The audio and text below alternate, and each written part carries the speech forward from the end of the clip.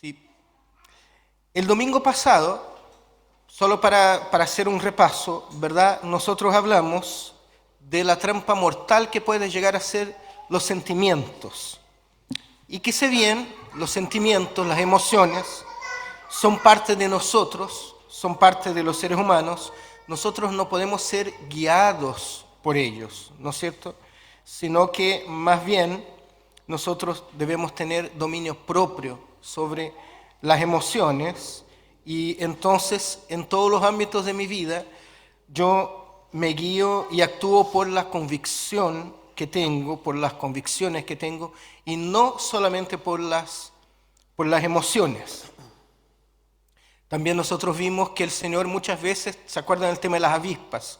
¿Qué hacen las avispas y cómo las avispas? Bueno, el Señor a veces actúa en nuestras vidas fuera de nuestros marcos, de nuestros conceptos. ¿Cuáles son esas avispas hoy día? No voy a dar ejemplos porque cada uno sabe a veces cuando el Señor actúa y uno no lo esperaba, no lo esperaba de esa manera. Entonces, muchas veces el Señor sí rompe nuestros paradigmas, nuestros conceptos, nuestras estructuras, con tal de hacer su voluntad, no solo en nosotros, sino que en el mundo también. Y lo último que vimos es que había que tener paciencia en esta vida, porque el tiempo es de Dios y no es nuestro. Esta semana nosotros vamos a seguir con todo el capítulo 8 del libro de Deuteronomio, pero no lo vamos a leer en su totalidad, ¿ya? Vamos a centrarnos en algunos versos solamente del capítulo 8.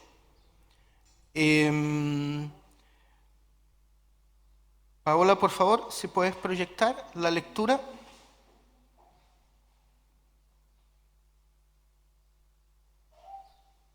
Ahí vamos.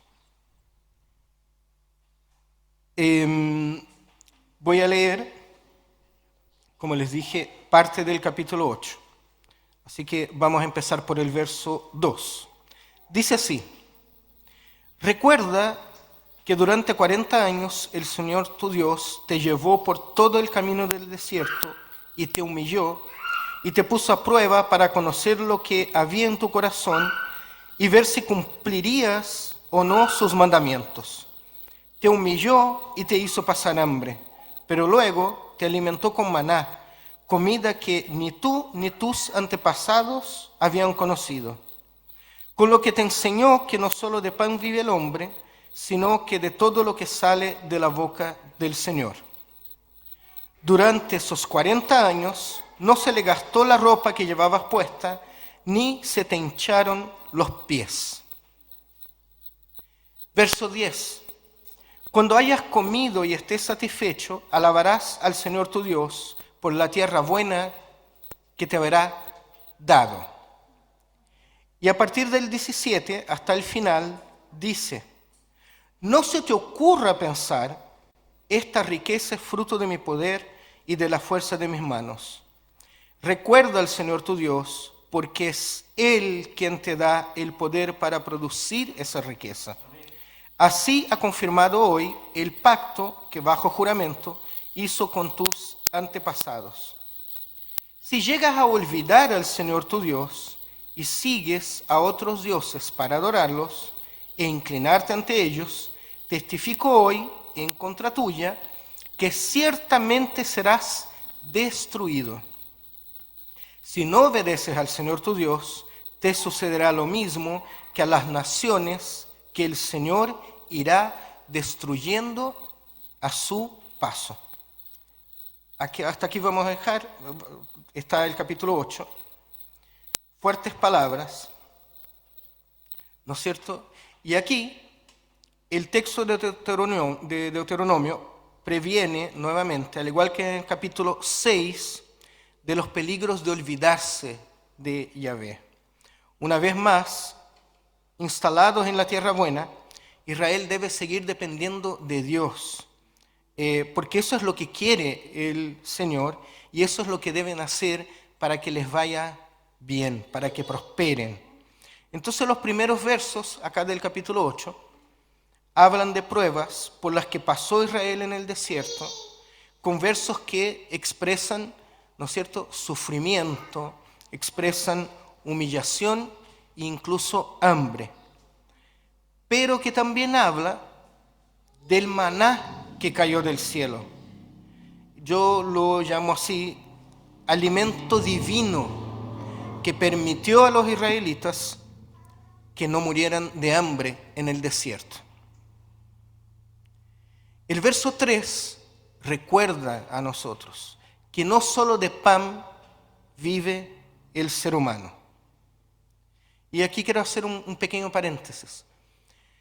La palabra ser humano que tenemos aquí es en hebreo Ha-Adam. Ha-Adam. Y la mejor forma de traducir la palabra Ha-Adam hoy día a nuestros idiomas es gente común, es individuo, es ser. La palabra Ha-Adam tiene que ver con cada uno de nosotros que está acá, y no necesariamente con hombre como género, el género hombre, ¿ya? La palabra en hebreo para hombre, varón, claro, podríamos traducir Ha-Adam como ser, como persona, o sea, involucra a hombres y mujeres.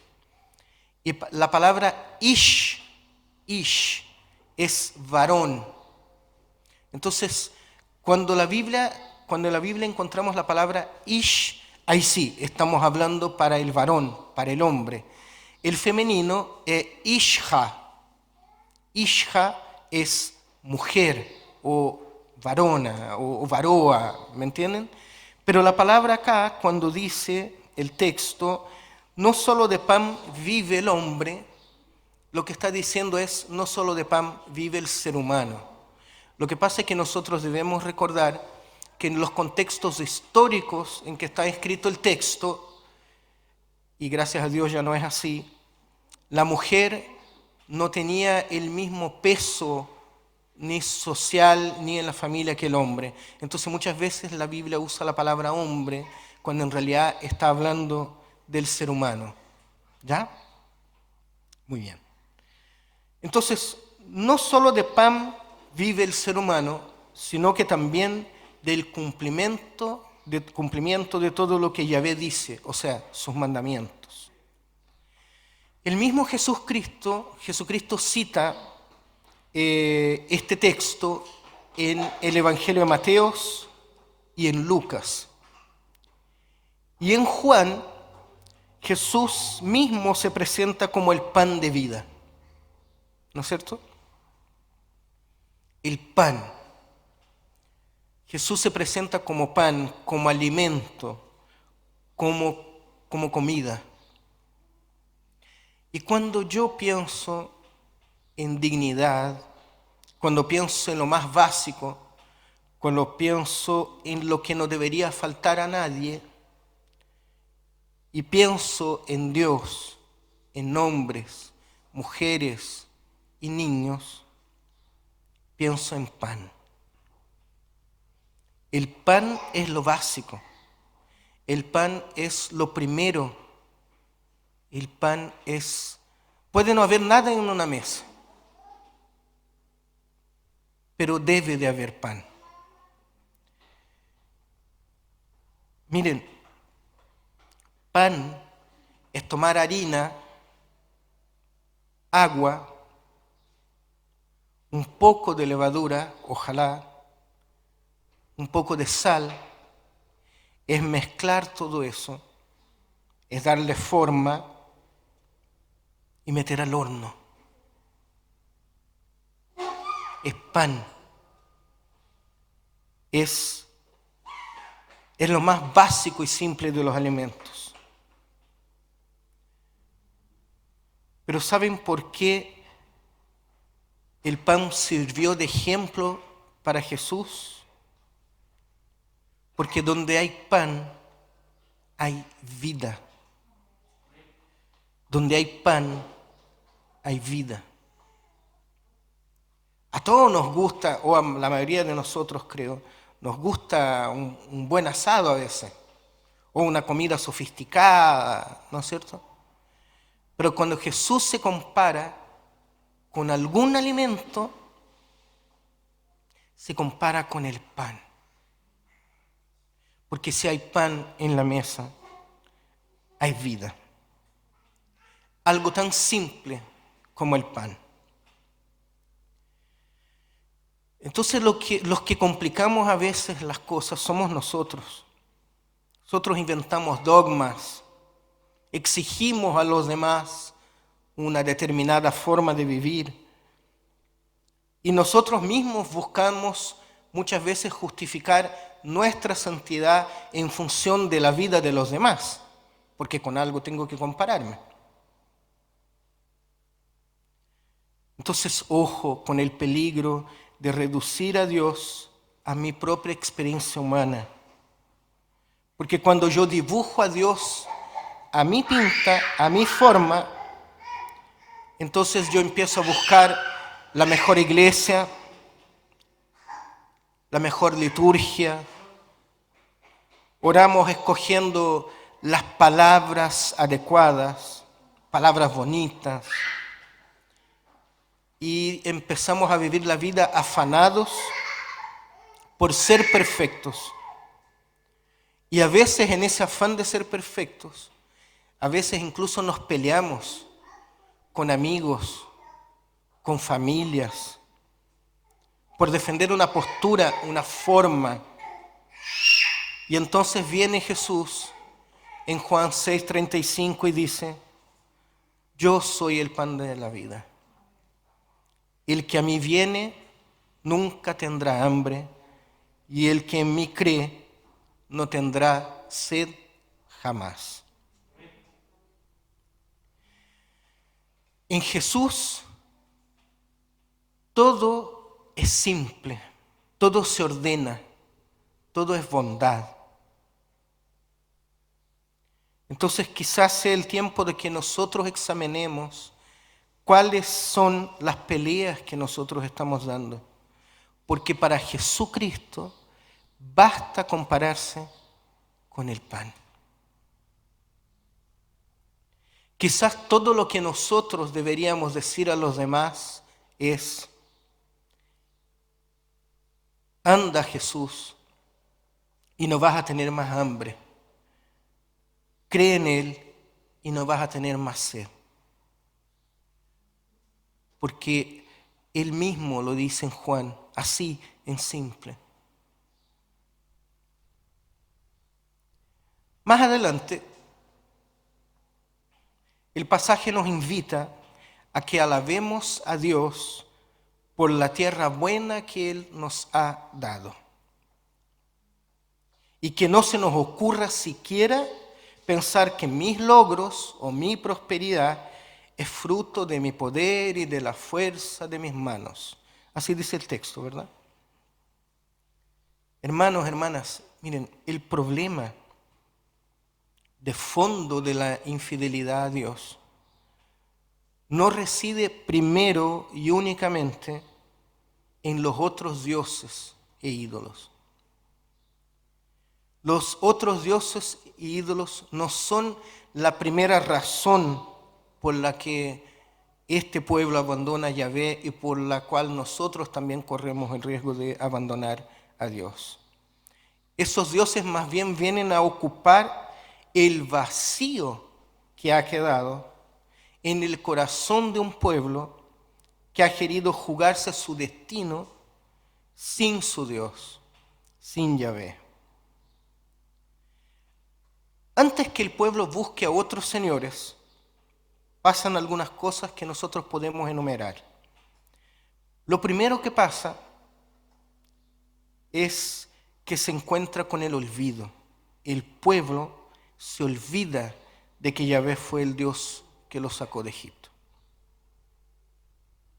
Y nosotros podemos pensar hoy día, pero ¿cómo es posible que se hayan olvidado de Dios con todo lo que Dios les ha hecho? ¿verdad?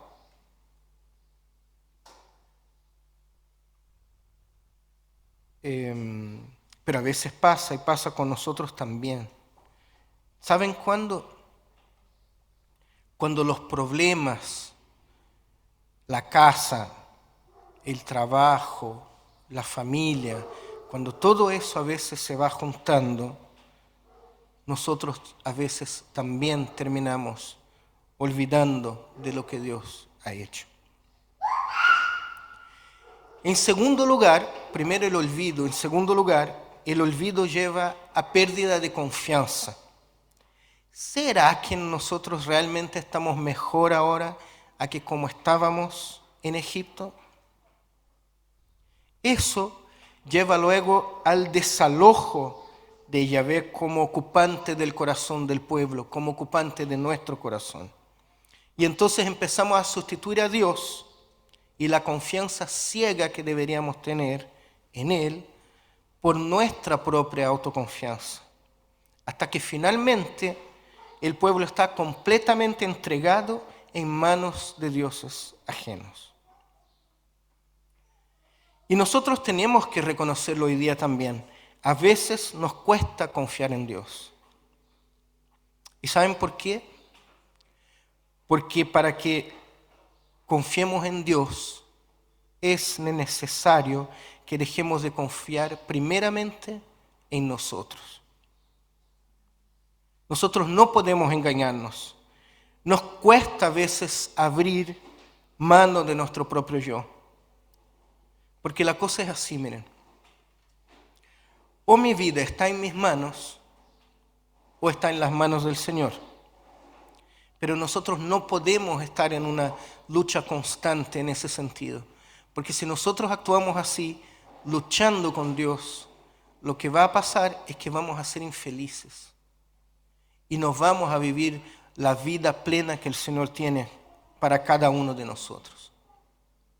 Y confiar cuesta. Confiar tiene que ser un ejercicio de aprendizaje. Confiar tiene que ser un acto constante. Miren, ¿han intentado caminar en su casa con los ojos cerrados o en la calle? ¿Han hecho el ejercicio alguna vez cuando está oscuro, no sé, falta luz de madrugada y te levantas, das un paso, dos, y ya empiezas a ponerte nervioso? ¿Con qué me voy a topar? ¿Con qué me voy a golpear? ¿No es cierto? Es terrible no poder ver y tratar de avanzar, porque cuando caminamos confiamos en nuestra vista. Si sin vista no tengo cómo caminar. Cuando uno lleva un ciego por la calle, o en un mall, pienso en un lugar con mucha gente o donde sea, el ciego no anda luchando con uno. El ciego confía. El ciego no anda cuestionando las indicaciones que uno va dando, porque cuando uno anda con un ciego, bueno, para empezar, uno le da el codo, pasan el codo a la persona ciega, y la persona ciega va a tomar el codo de uno. No es que uno lo tome a él y lo lleve así. No es que uno, ¿cómo lo tomo? Bueno, pasan el codo al ciego, un poco atrás de la persona ciega, y él va a tomar de su codo. Y es muy interesante porque, miren, el ciego, cuando empieza a andar con nosotros, se da cuenta cuando uno disminuye la marcha, cuando uno acelera la marcha. Se da cuenta cuando uno se pone en un lugar angosto, porque cuando hay mucha gente, por ejemplo, y vienen en dirección contraria, no somos nosotros los que estamos caminando, el ciego camina un poco al lado, entonces la persona se puede golpear, pero uno hace así como con el codo y la persona se pone atrás de uno. Ellos saben cuando uno se desvía, por ejemplo, de un hoyo, un bache, cuando subimos o bajamos escalera, Incluso cuando subimos o bajamos la calzada, ellos se van dando cuenta por el simple movimiento del brazo y por la cadencia que tenemos nosotros cuando caminamos. El ciego anda entregado, el ciego anda completamente confiado en ti cuando tú lo llevas. Y el ciego obviamente sabe que él no ve, pero él sabe que tú ves. Entonces el ciego confía, valga la redundancia, ciegamente en nosotros. Porque él sabe que nosotros sí vemos el camino. ¿Y saben qué? ¿Y por qué usé este ejemplo en esta mañana? Porque Dios quiere que tal cual lo hace el ciego, nosotros también confiamos en Él. Él quiere que nosotros lo reconozcamos en todos nuestros caminos. Él quiere que reconozcamos que toda la provisión, todo lo que tenemos, proviene de Él. Y que si andamos por lugares agradables, por la vida, lo hagamos de su mano. Pero que cuando también tengamos días difíciles, cuando los problemas se suman y nosotros no andamos bien, lo que Él espera es que nuestra actitud sea la misma. Sin importar mi realidad, camino tomado de su mano, confiado, como el ciego que confía en su guía. Y ya para el final del texto, y si llegamos a olvidarnos de Dios, y si seguimos a otros dioses, dice que lo que va a pasar es que vamos a ser destruidos y vamos a ser tratados como las otras naciones que el Señor ha ido destruyendo en el camino. Eso dice el versos 19 y 20. Iglesia, en el momento en que te desconectas de Dios, pasas a ser como las demás naciones para Dios. Y la gran diferencia que hay entre Israel y los otros pueblos, fíjense, es que Israel, aun cuando tuvo hambre, caminaba con Dios.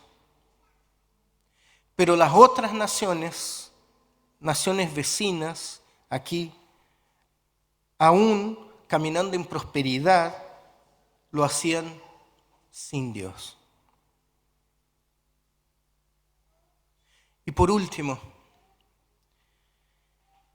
en la fe cristiana, mi parte del pacto fue primeramente cumplido por Jesús.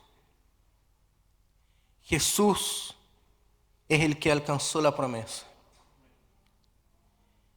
Y es más fácil reconocer que nosotros cumpliremos la promesa por medio de Él que pasar la vida intentando cumplir la promesa por nuestras propias fuerzas. Y lo peor de todo, ninguno de nosotros o nosotras en nuestras vidas respondemos solo por nosotros mismos. Eso es muy delicado y eso tiene que ser llevado en cuenta por cada uno de nosotros y nosotras. Con mis errores, yo arrastro a los demás. Con mis errores, yo arrastro a mi familia. Con mis errores, si soy un político, por ejemplo, arrastro a todo un país.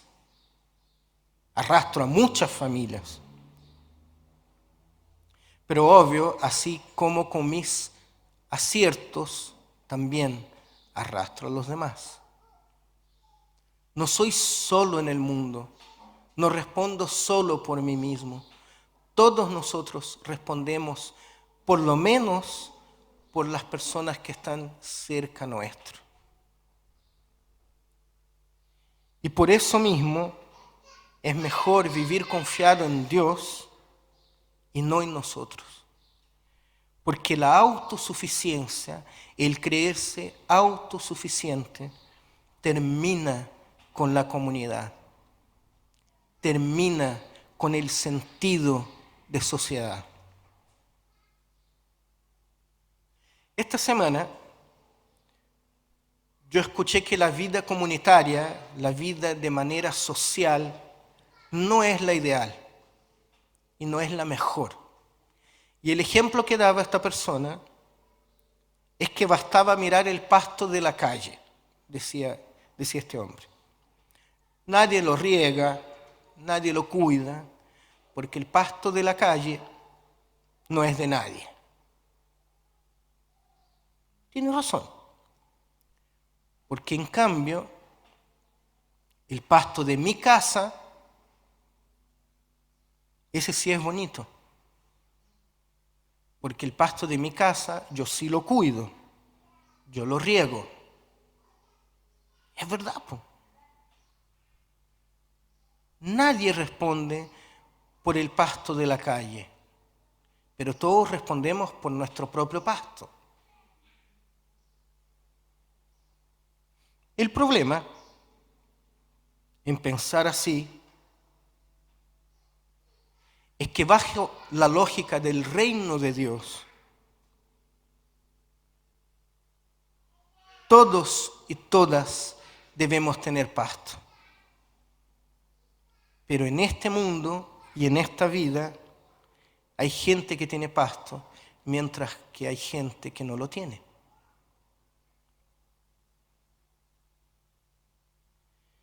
¿Y por qué todos y todas tenemos derecho al pasto cuando entendemos, cuando comprendemos el reino de Dios? Porque el pasto entonces no es mío.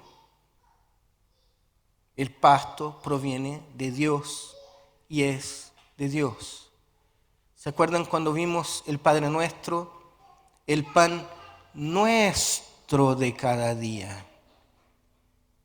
No agradezco a Dios por el pan mío de cada día, porque el pan no es mío, el pan es nuestro. Entonces confiemos todos y todas en Dios y cuidemos y seamos responsables de todos los pastos, porque esa es la voluntad de Dios. Es verdad que la naturaleza humana nos llama a cuidar solo de mi propio pasto. Es así. Pero en lo ideal de Dios, en el ideal de Dios, cuido mi pasto y cuido el pasto de mi vecino. Y cuido el pasto que está frente a mi vereda. Porque puede ser que yo tenga mucho pasto, mientras que otros no tienen ninguno. Nosotros somos parte de un todo. Y por eso la autoconfianza puede destruir a las personas. Porque cuando confiamos en Dios, confiamos en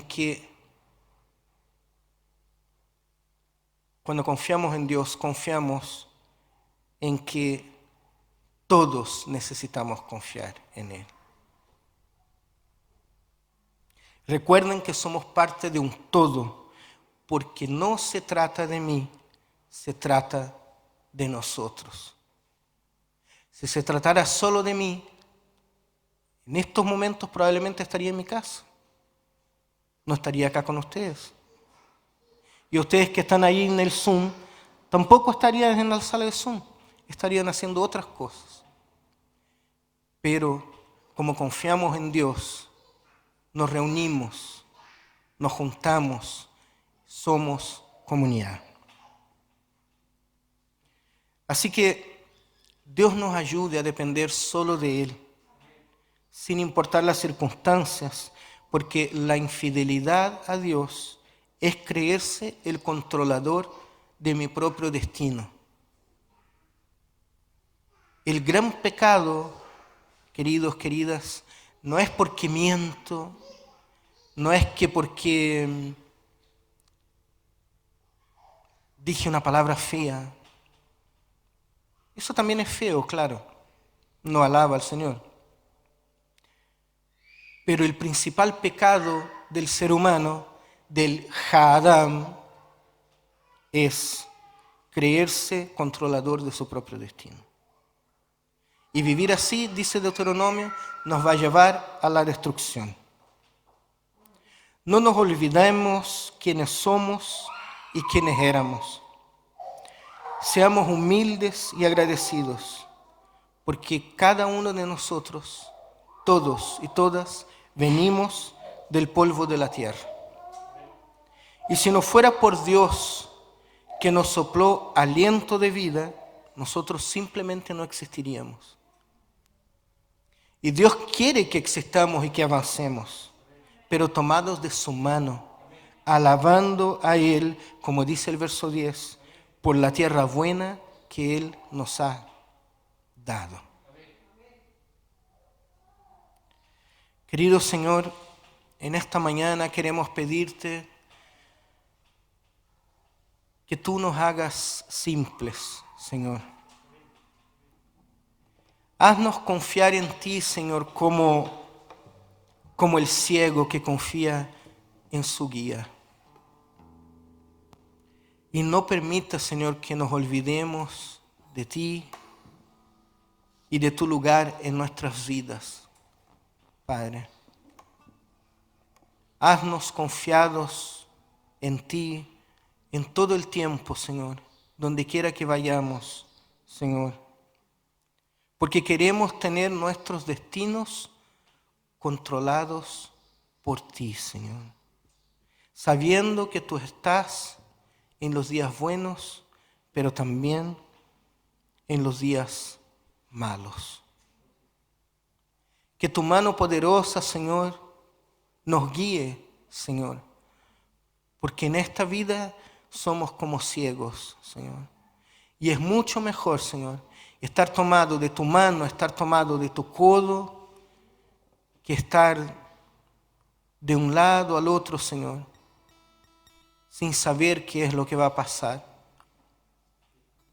Temeroso, Señor, de cada decisión que tomamos, Señor, sin saber qué es lo que nos va a tocar. Bendícenos, Señor, y ayúdanos, Señor. Ayúdanos a cultivar el sentido de comunidad, a cultivar el sentido de que en ti somos un pueblo, Señor, y que tú amas a todos y todas, Señor, y que nos quieres usar, Señor, para que ese reino, el reino de Dios, sea engrandecido cada día más en este mundo, Señor. Bendice a nuestras familias, Señor, bendice a nuestra iglesia, Señor. Bendice nuestras vidas, Señor. Danos salud, Señor, para poder en el día a día, en las cosas simples, en las cosas sencillas, Señor, reconocerte a ti primeramente, Señor, y luego llevarte a los demás, Señor. Danos palabras, Señor, danos actos que comuniquen, Señor, que tú eres el pan de vida y que el que te encuentre no va a tener ni hambre ni sed jamás. En el nombre de Jesús, amén.